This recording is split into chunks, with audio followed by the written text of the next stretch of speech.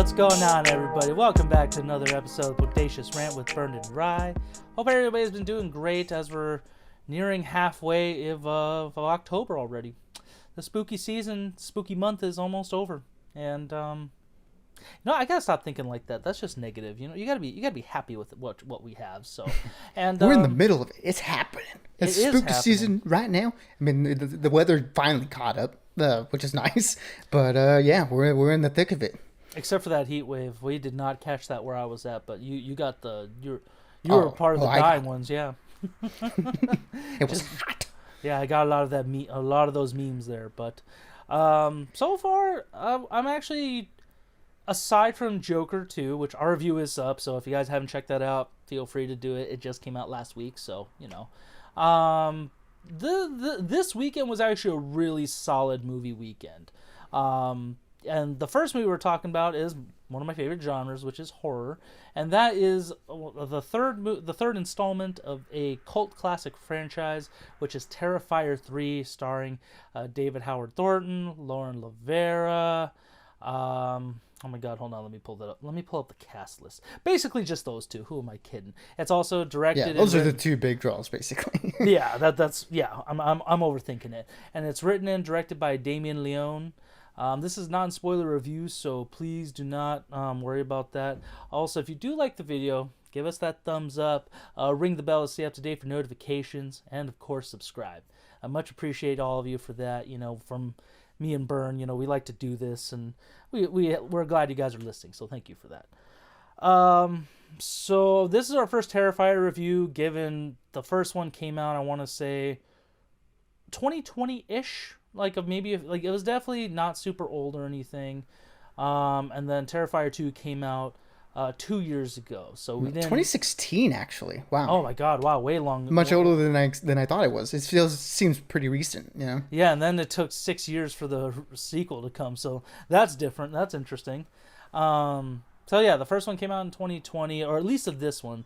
The director, from what I've been told by some hardcore fans and stuff like that, and the Art the Clown character has been involved in other movies previous, like All the Hallows Eve is one I would see on Amazon and stuff here and there. There's a movie called The Ninth Circle, a couple other things. And but this one is the third one out of the actual Terrifier franchise for him. And that's when David Howard Thornton took over for Art the Clown. It was another actor before. But this one stars Lauren Lavera, where she is Sienna Shaw. She is reeling from the events of the last movie, in which Art the Clown terrorized her family and her friends, and her brother, who survived the last one, are just coping with everything for the last few years going into the holiday season. And of course, it wouldn't be Terrifier 3 without Art the Clown coming back and just wreaking havoc on the holiday season. So I have seen this twice in theaters in the span of the weekend, which I wasn't planning on doing it, but I'm like, you know what? It's out. It's new. Why not? What else am I going to watch right now? And I was actually, again, pleasantly surprised, because the first one, when I saw it a couple years ago, before I saw the second one, didn't really care much for it. I just thought, this is basically just murder porn, gore porn, whatever you want to call it. There just was no real structure or any point to the movie, in my opinion. It was just there just to do what it was doing. And then, but I really liked the second one a couple years ago, because I was like, okay, there's an actual story here. There's a main character I'm really rooting for. The clown is definitely a true villain with an actual hero behind it. And this one definitely keeps that trend going. I think it's a perfect blend of the first and second one, where it's got the story and the main characters from the last one, but they maintain that kind of really dark humor that the actor who plays Art the Clown is really able to do. I kind of actually, the more I've been thinking about it, I am laughing to myself more on what mannerisms the guy was doing and stuff as Art the Clown. And Byrne, since this is your first Terrifier movie in theaters, I believe, what did you think of this one? Yeah, I mean, so full disclosure, so everybody kind of understands where I'm coming from. The slasher genre of horror isn't really my particular genre, and the splatter horror even less so.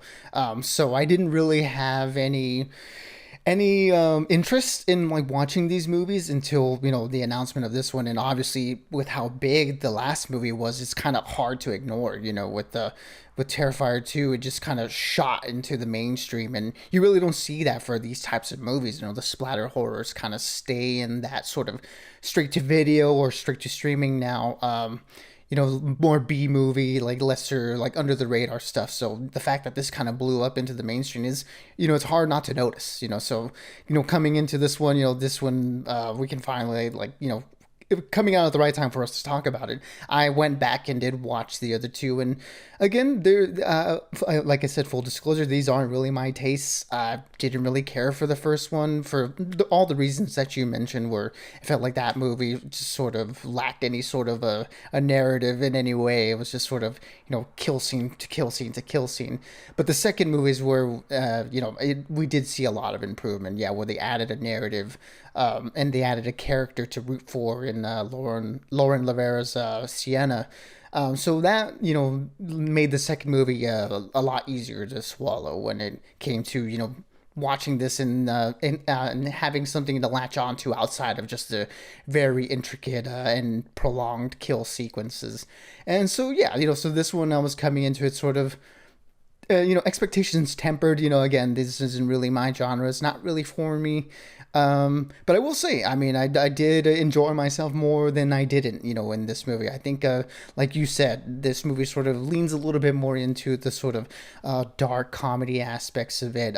David Howard Thornton, his art is really having a lot of fun this time around. A lot more of the kills this time around are played for laughs and do lean into a little bit more of the goofy side. So it is easier to sort of digest when the horrible kills are happening to people who really don't deserve it.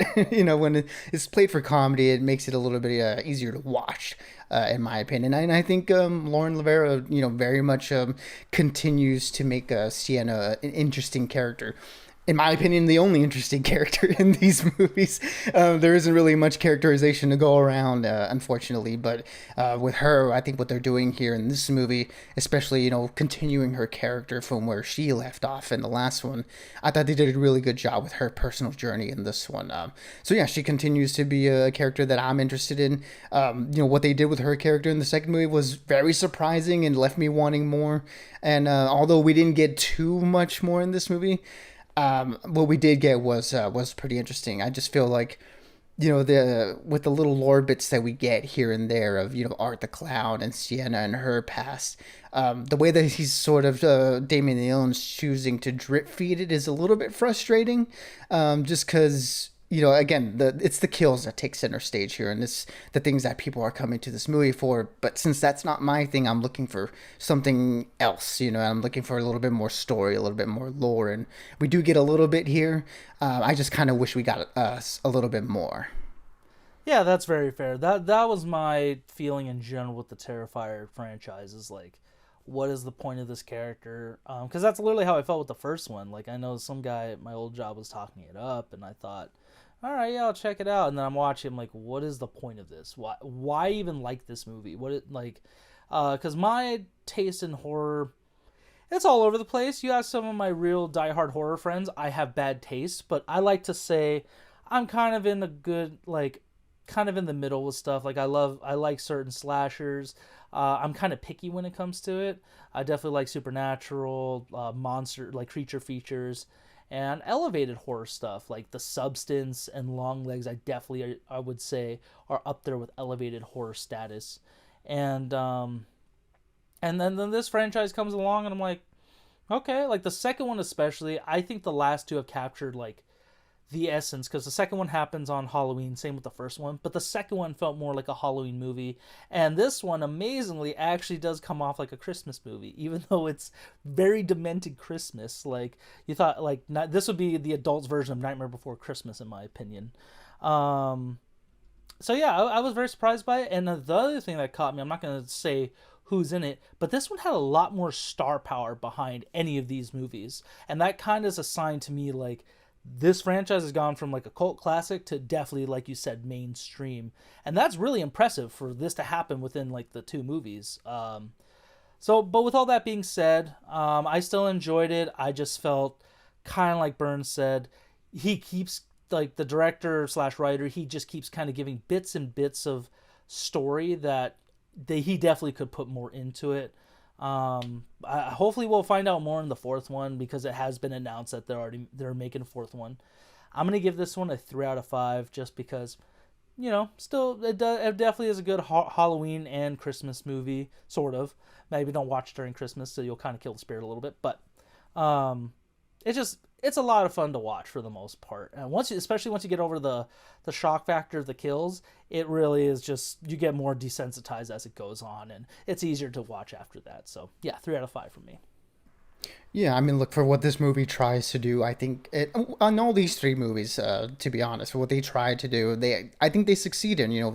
The special effects that are in play here. All the practical effects that we get when it comes to these extended kill sequences. These are the main draw, and I mean, even for me, that this isn't the thing I like. I have to admit that they pull it off and execute them incredibly well. I bet these movies are a ton of fun to make for everyone who's involved in the production of this. And I think, yeah, I mean, that's the real star of the show here.